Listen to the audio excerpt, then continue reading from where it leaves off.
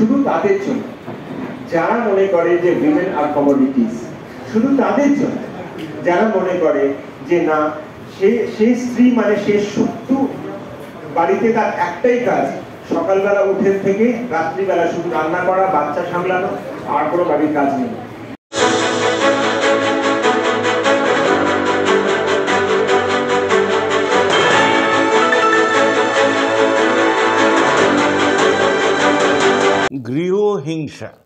গৃহহিংসাকে আটকাতে একটি press conference হয়ে গেল প্রেস ক্লাব অফ কলকাতা 5ই ডিসেম্বর। তাদের বক্তব্যের ভেতরে একটা মহান বক্তব্য উঠে এলো যে প্রত্যেকটা নারীকে আর্থিকভাবে স্বাধীন হতে হবে। তো 2024-এ এসে যেহেতু এখনও আর্থিক স্বাধীনতা দেশে আসেনি, নারীদের কিভাবে আসবে সেটা নিয়ে মনে হয় কেউ ক্লিয়ার না। তার মানে গরিবদের উপরে অত্যাচার চলছে এবং নিশ্চয়ই বড়লোক ফ্যামিলিতেও অত্যাচার চলছে। সেটা নিয়ে আপনাদের যদি কোনো বক্তব্য থাকে তাহলে কমেন্ট বক্সে লিখবেন যে আর্থিক স্বাধীনতা ভারতবর্ষের নারীদের হাতে কিভাবে আসবে।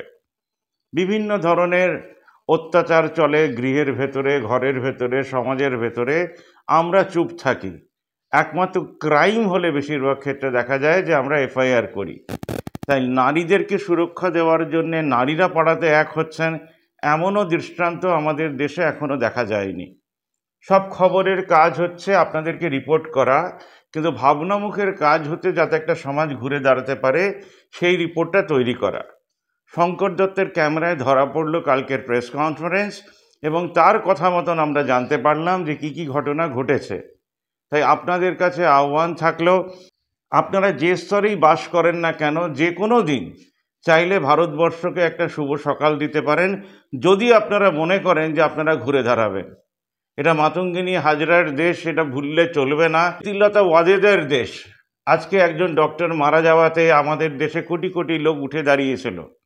তারা কি বাড়িতে ঢুকে গেলেন? তারা কি রান্নার সঙ্গে ব্যস্ত হয়ে গেলেন? মাসে কি একদিন দেশকে দিতে পারবেন না? এই ভাবনা চিন্তাটা আপনাদের মাথায় যদি আসে তাহলে আবার করে কমেন্ট বক্সে লিখবেন, হ্যাঁ আমরা কিছু করতে চাই।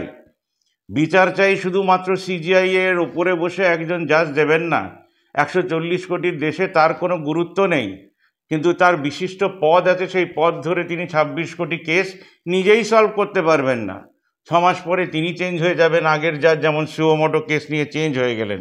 তাই মাথায় রাখবেন আমাদের সামনে বড় কাজ রয়েছে, সেই কাজ আমাদেরকে করে দেখাতে হবে। গৃহবধূ মানে একজন মা, তিনি যদি একজন সন্তানকে জন্ম দিতে পারেন, তিনি একটা ভালো দেশ দিতে পারবেন না কেন?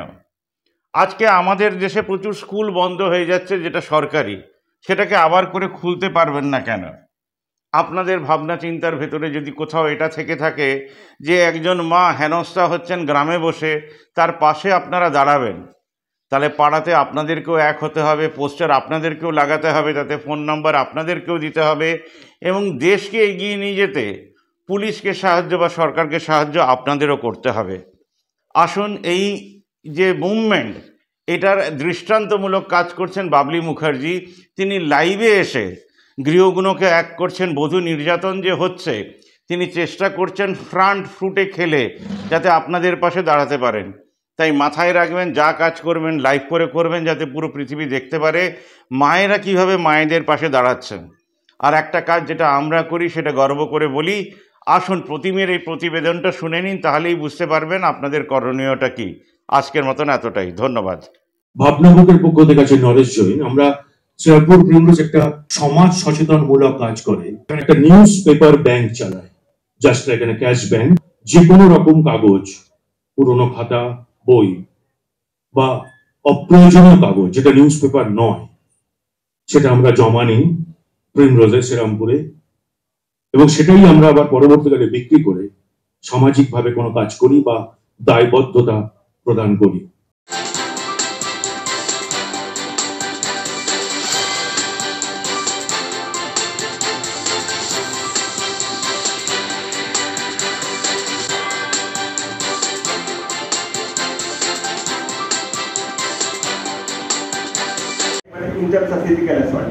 বেরোনোর একটাই উপায় যে আপনি নিজেকে আপনি বাঁচান।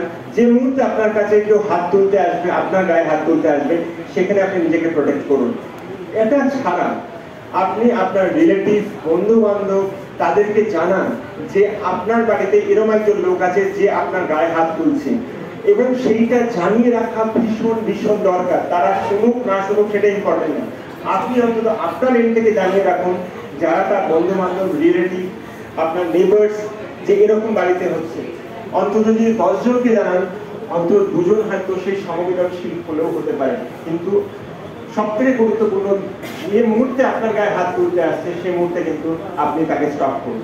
হয়তো অনেক সময় ফিজিক্যাল স্ট্রেংথের জন্য স্টপ করা যায় না, কিন্তু আমার বিশ্বাস মেন্টাল স্ট্রেংথ এতটাই হওয়া উচিত যে আপনি স্টপ করতে পারবেন।